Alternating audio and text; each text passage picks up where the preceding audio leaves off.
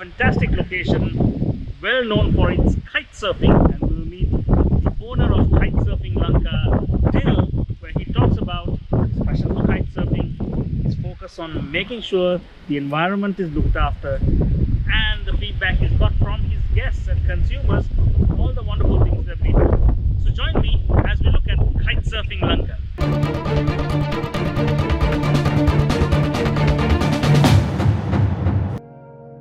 So we're sitting down with Dil, and Dil is the co-founder of Kitesurfing Lanka. Welcome, Dil. Nice to have you here. Thank you for taking time. Dil, before we kind of walk around and take a look at the place, and before you tell us a little bit about what you're doing here, tell us how this all started. Why kitesurfing and why here? Yeah, it all started with a passion. I remember at school, we had a scuba diving club. All right.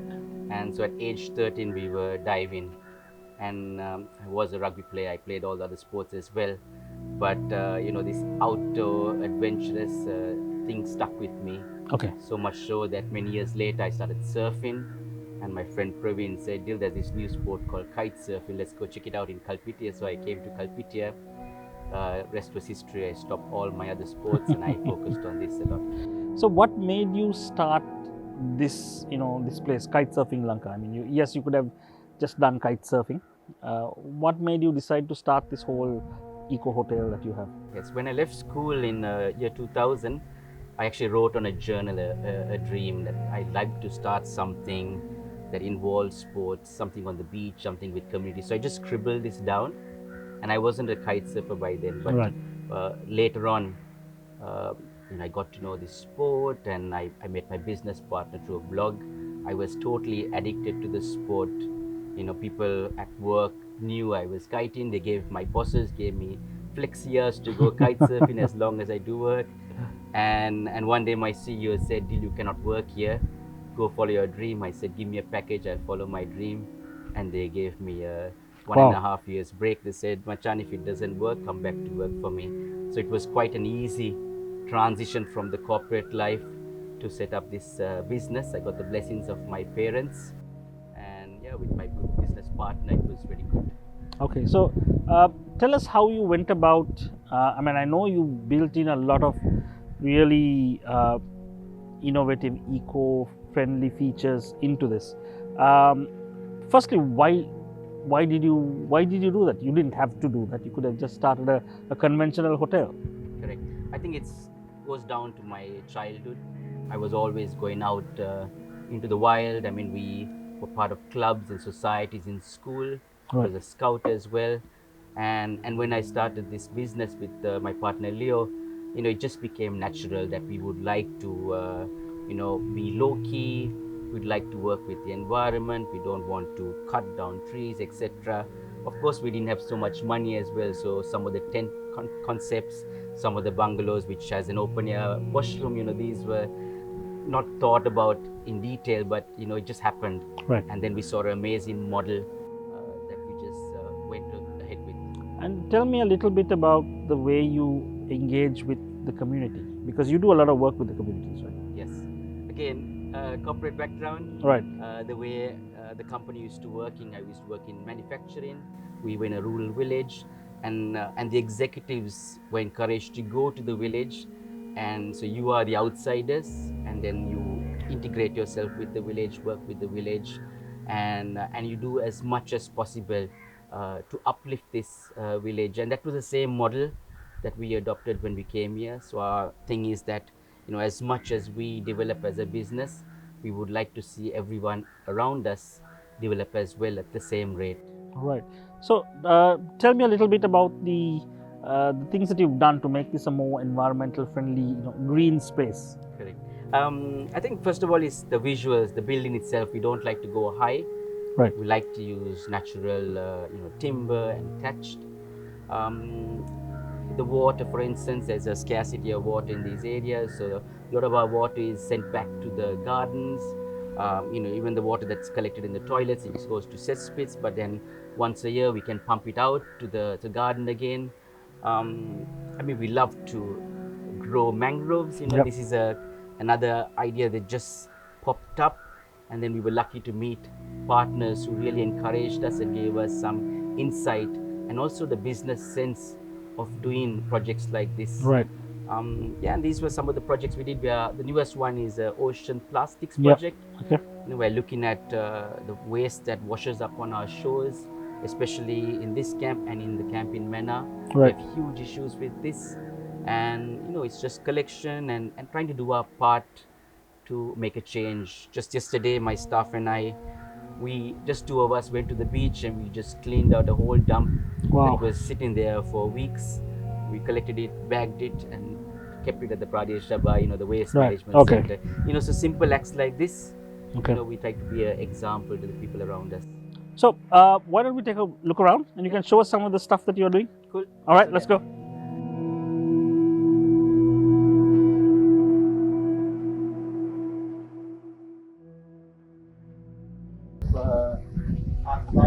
Right.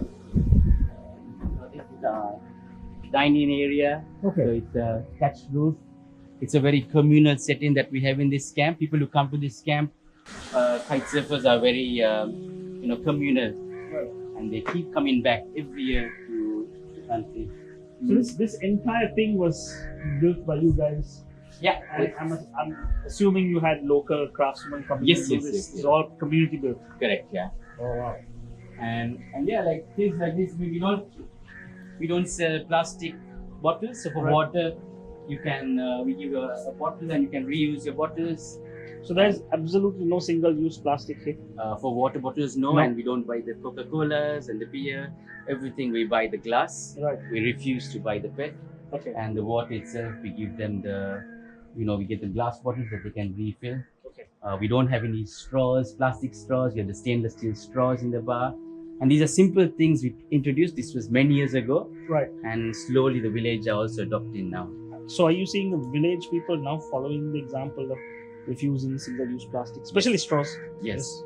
And we had one of the guys, Anishka, he himself took it upon himself to buy these glass bottles, and try to sell those instead Right.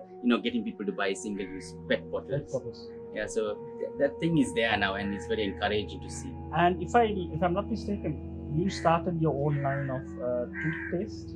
We did. There was two guests, not guests of ours, but Right. two volunteers who came. Right. And they were very much into sustainability. Unfortunately, they cannot come right now because they're of stuck. COVID, Yeah. But they taught us how to make toothpaste, deodorant, and sunblock using the natural elements. Right. And so that means it's done here. Yeah. It's packaged in eco-friendly, packaged in just a jar or something like that. And your guests can buy it here. Yeah, and they learn how to do it as well. Or the guests learn how to do it. Yeah, yes, you can go home and then do it yourself. So you're essentially you're teaching people how to go home and be self-sufficient and not. Right, that's really cool. So yeah, it's a lot of stuff. I mean, you learn a lot here. So we're trying to create a transformative experience. So it's not just coming, just having a drink or enjoying some food and kiting, but no, it's trying to put in some aspects, try to change your behavior, change your life, inspire you. So that's the idea of this camp also. A lot of people's lives have been changed through this experience. Okay, let's see a few of the other details that you have. So, who does this art for you? We have about 40 or 50 different artists who left their mark. We encourage our guests to leave their mark. Oh, they leave their mark? So a lot of them have actually painted on walls. So you will see around the camp, almost every wall has been painted upon. Some have done some sculptures. Nice. Yeah. We have a lot of recreational. We have music and different stuff happens here. So in the season when it's very busy, we have a lot of artists coming and playing. Musicians, especially from the village, also they come and play. Nice. Yeah, it's quite good. I mean, we run a festival in April every year called the Wild Collective. Right. This is also with a theme on the environment. Okay. We ran it this year before, and it was the zero waste event. That's quite good.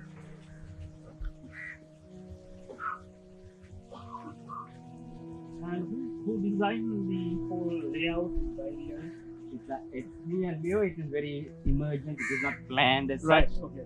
But yeah, it was very organic. So this is a spa. This is yes, because when you kite surf, you really your body is really battered. Right. So we need to loosen those muscles. We have also yoga, and we have a nice CrossFit gym as well. Cool. So you're kind of promoting healthy Healthy outdoor active living. lifestyle activities along with environmental.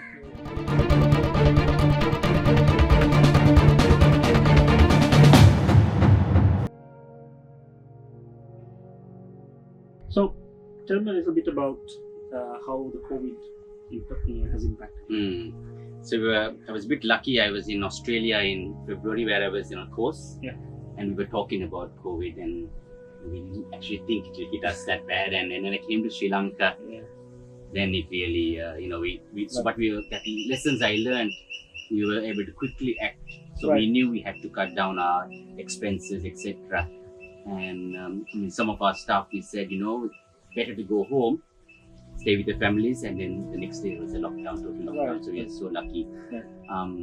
It wasn't easy, so much so that our reserves could only take us about 3 months.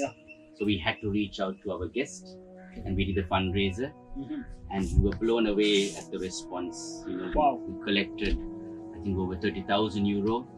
Plus another family, they gave us almost 10 million rupees and said, cover your bank loans.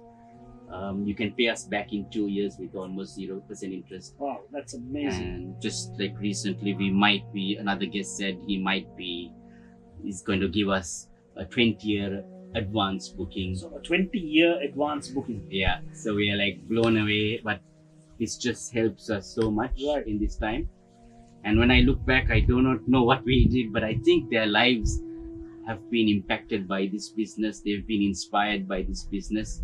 And a lot of them said to us, we want this to go on and we will support you when you are in time of need. So do you see a link between, what you've built here, and when the guests come here, they see the environmental positive impact that you're creating, and this whole culture of, reducing waste, restoring mangroves, all those things. Did that play a role in, them really wanting to support you after this? Yes, I think that is definitely the case. When they see us also the way we are, we're very authentic in our business. We are not high end, or we don't have much frills, but we do have a heart, and we have a heart for the people, and we have a heart for the environment and the community. And people who come, they really see this. And this is why they said that we believe in you and we want to support you. Well, it's always nice to have customers who say, we are going to make sure that you stay afloat. Yeah. And that's not very many businesses can do that. And the fact that your customers are willing to support you, I think, is a testament to what you guys have been able to achieve, and it's really great. So I think we should just take a walk down to the beach. Yes, that's that.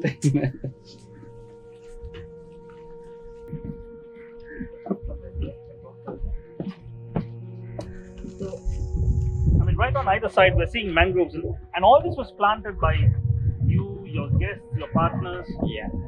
So what's the importance of mangroves? So first of all, this project started by, we knew that there is a great benefit of mangroves. We've seen the sea come in. We've seen during the storm surge brings water over. And the best way to protect ourselves from this is to grow natural barriers such as these mangroves. So mangroves are very, great plants for us. They really create a barrier, but they also, suck in the carbon that's in the air. They're 5 times more efficient than a regular forest. And so Kalpite itself, when you look at it, we have the largest lagoon system and mangroves. Sadly, because of development, a lot of them are being destroyed. And it is the same with these areas. So we tried to bring back these forests that were there. And this entire stretch, as far as I can see, has been planted by you guys. Yeah, we've done about 4,500 plants to date. And we've had various people from all walks of life come and help us with this project. Some of our guests actually contribute.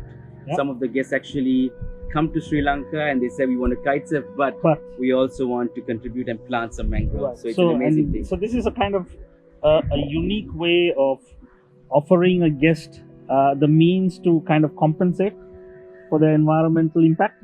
I guess it is something like that. Something like that, where you say, okay, you're coming here and whatever, but you're also helping to preserve the environment, reduce your carbon emissions, and that's really I think great it's stuff. also a start. I mean, there's lots more we can do, but we have to start somewhere. Right. And this is a great start to start the conversations. There are kids who come Right. and they plant as well, and then they go to their parents. So it's a good conversation starter, and hopefully we can inspire other people also to do the same in their countries, their regions. Yeah. So Sri Lanka is leading the fight to replant mangroves. The former president has signed that. True. So this is a great help, I think, to the initiative. So hopefully people will follow this example. Yeah, maybe took it one step ahead also. We're trying to start a small nursery and encourage the villagers to find the saplings, Right. plant it, and we will find the funds for you. So you're buying it off the villages? Yes. Okay, so that means you're making them part of this solution as well. True. And then, so there's a vested interest in the villagers to be part of this. They see a benefit for them, benefit for you. It's a win-win-win. Yeah. There's also other aspects. There's tourism that can revolve around the mangroves. Right. In terms of bird watching, in terms of looking at the animals around these things. There's so many other products you can do in this village. Everybody wants to do kite surfing, but I tell them, guys, there is much more you can offer, and you don't have to copy the others. There's other things you can do, and so we're trying to encourage them and educate also.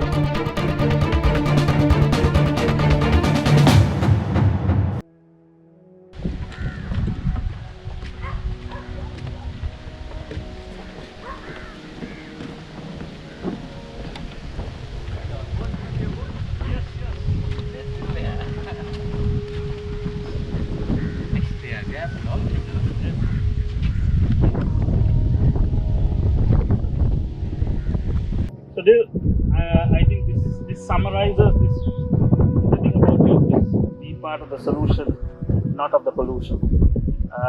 And I think this is something that you guys have been able to embody really well. And what we are hoping to do is to raise awareness of outfits like you who have been able to push the boundaries of conservation, protection, but integrated into their business. And who can show everybody that it just makes good business sense. It's not just CSR and fancy thing, it's actually valuable business value that is delivering for you. I think that's what we do. Yes, and a lot of people are afraid sometimes to just do it. And I would say just do it. I mean, I just did it with my partner. Right. We just started growing the mangroves and something beautiful came from it. And in the same way, don't wait for tomorrow. Don't wait for other people to say, come and support you. I would say you start it yourself. And yeah, and it will benefit you. And I think the world is such, the universe is such that it will honor the commitment that you have. Wonderful. Thank you so much for having me. Thank you. All the best. Thank you.